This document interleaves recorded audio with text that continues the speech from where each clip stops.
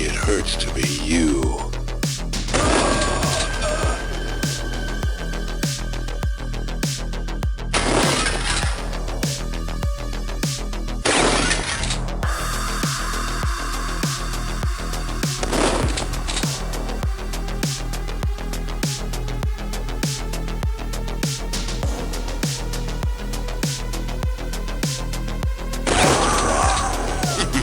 Wasted.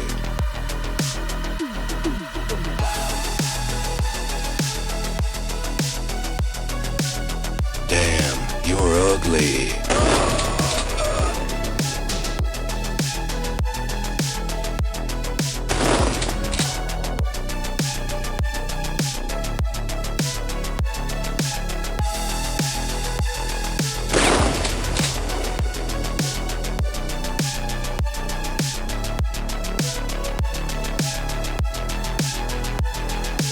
It hurts to be you.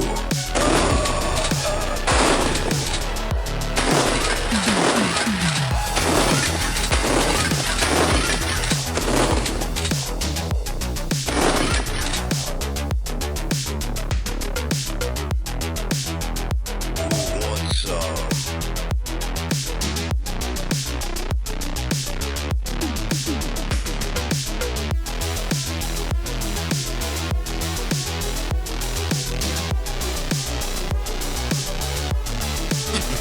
Payback time.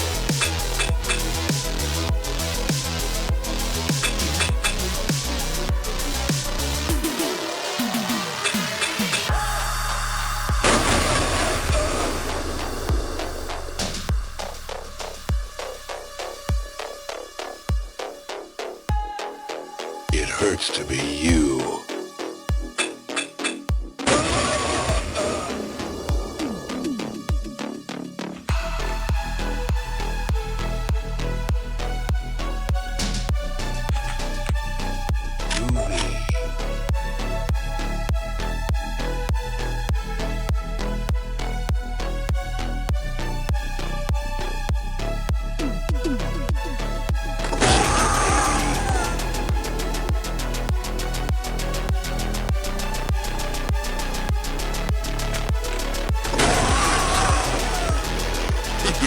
Wasted.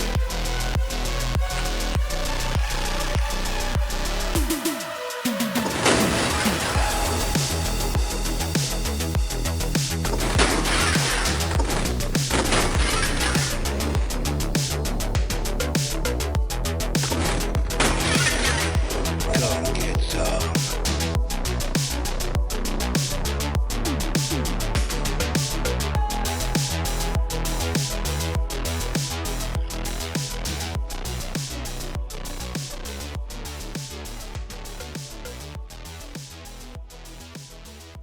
Hello, and welcome to the Digital Orphanage. Hopefully by now you've realised I never actually rampaged through a real call centre. So you're probably wondering what all that was about. Well, in 1996 I started work at a brand new call centre called Thornlink.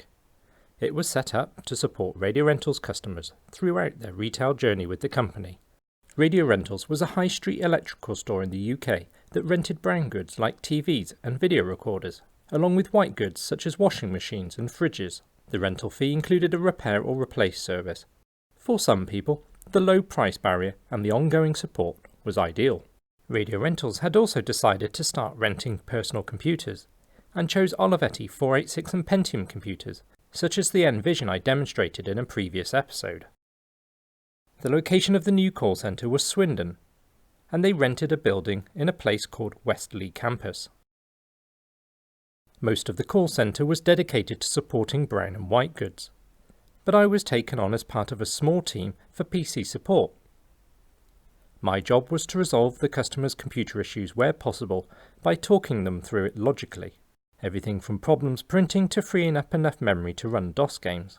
For the latter issue, I created a multi-choice boot floppy that we could send to customers. It gave choices for with and without mouse and CD-ROM, and freed up the most memory I could. It worked well, and I even received a call from Electronic Arts call centre asking if they could use it. But I digress. When Duke Nukem 3D was launched that same year, a bunch of us really enjoyed playing it. I'd recently bought my first house, and I held Duke match evenings. I had my new Pentium 133 in my upstairs office, and my old 486 built into a plastic cool box, and connected to my living room TV using an early VGA to composite converter. The two computers were linked via a 10-base-2 network, using cheap NE2000 ISA cards and a long coax cable up the stairwell. At Thornlink, monthly presentations were held for the whole building. The same presentation would be hosted several times in the same day, as not everyone could be away from the phones at the same time. Each monthly presentation was hosted by a different team, and it was the PC support's team turn to host it. Coincidentally, I'd recently begun making a Duke Nukem level based on the call centre itself, for our Duke match evenings. I was also into video editing on a PC even back in 1996, having a Motion JPEG card and Adobe Premiere. So I pitched the idea of making a fun video based on Duke Nukem in the call centre. It would contain some of the management and be projected on a loop as people filed into the meeting. The management liked the sound of it and gave me the go-ahead, even allowing me time off the phones to develop it during work time. The result was what you just experienced, the only differences being that I used the Prodigy's Firestarter as the background music, and the people's faces weren't blurred out. Thankfully, I'd burned the video and the music as separate files to the CD, so I could easily change the music to something that isn't copyrighted. Yesterday's Keith really knew how to plan for the future. I wasn't at the first presentation, but I heard very quickly afterwards that they decided to stop showing it at subsequent meetings. Someone who had attended the first meeting complained it was insensitive to show, due to the Dunblane Massacre that had happened earlier in the year. For those not aware, the Dunblane Massacre was a terribly sad event on the 13th of March 1996. A 43-year-old man shot dead 16 5- to 6-year-olds and their teacher at a school in Dunblane, Scotland, before killing himself. It remains the deadliest mass shooting in British history and led to stricter gun controls. It was never my intention to offend anyone, and a link to such a real-life event had never occurred to me or anyone in our PC support team, so the video was quietly shelved where it lay dormant on a CDR for many years. A few years ago, I rediscovered the video and put it on Facebook, sharing with a few friends and some of the work colleagues I still knew from Thornlink. But what I hadn't realised until early this year was that I also saved the original Duke map data to the same CDR. I thought I'd never backed it up and therefore would never see it again. So, filled with nostalgia, I made a short video and put it on social media. It got by far the most engagement on Reddit, with many requests to release the level. But some commentators also left interesting tales of them or a friend creating levels of their school or work in other games, and receiving visits from the police or a visit to the principal's office because of it. In my early 20s, when I created this level, I thought it strange that people could confuse a computer game with reality. During the 1990s, the argument that violence in video games begets violence in real life was reaching a crescendo due to the mass shootings that began in the late 90s. But at that time the graphics were still pretty cartoon-like. But after 24 years of graphical evolution, and with the latest virtual reality headsets being incredibly immersive, I sometimes wonder whether long gaming sessions could affect some people's state of mind for the worse. What do you think? The Thornlink building itself no longer exists. A few years ago, the whole Westley campus was demolished, and an Aldi supermarket now resides where the Thornlink building once stood. So why don't we load up my level and take a wander around my old workplace?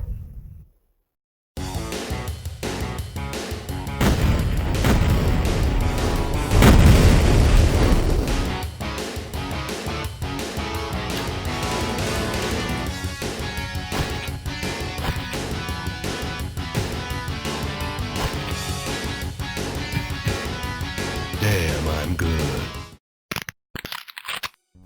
We start off in the restaurant, and many an interesting conversation was had over lunch. By this time, I'd obviously moved from my Amigas onto PCs, But one of my work colleagues was still using his Amigas at home, and would often have arguments as to why it was still the best computer. So let's move on before he comes back. We pass by where the food used to be kept, and the till on the left here.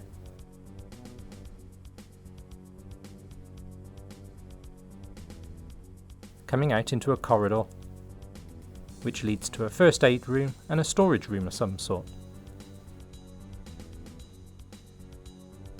Around the corner are a couple of empty rooms, mainly because I had no idea what was in them.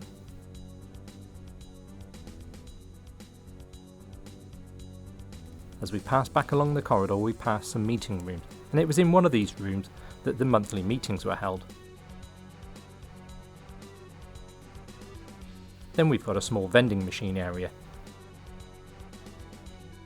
before the building opens out into the main reception. And I remember at the time trying to figure out how I could get all the stairwell etc. into this space, because to have things suspended in midair you'd have to use sprites of some kind, but I never got around to it. Here is where the main entrance is to the building, and we've also got some toilets.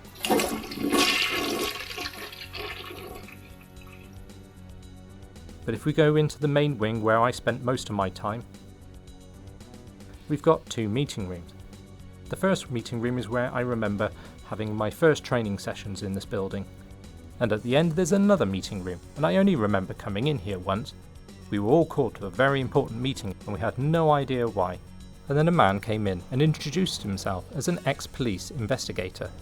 Apparently one of the customers had received a disc sent through the post with instructions to run it, and when they did that they got a message saying that their computer had been by the three wise monkeys.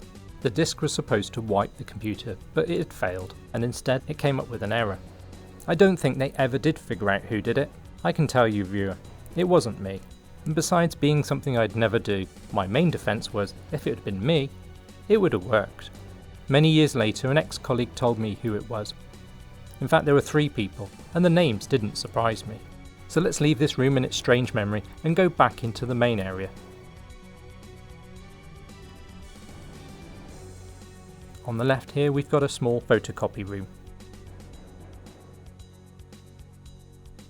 And the area on the left is where I started.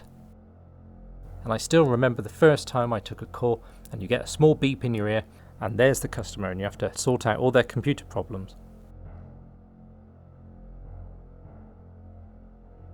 And then as we go up the stairs, round to the right, we've got a break area, and this is where we could take a tea break, get a drink, and watch TV for a bit.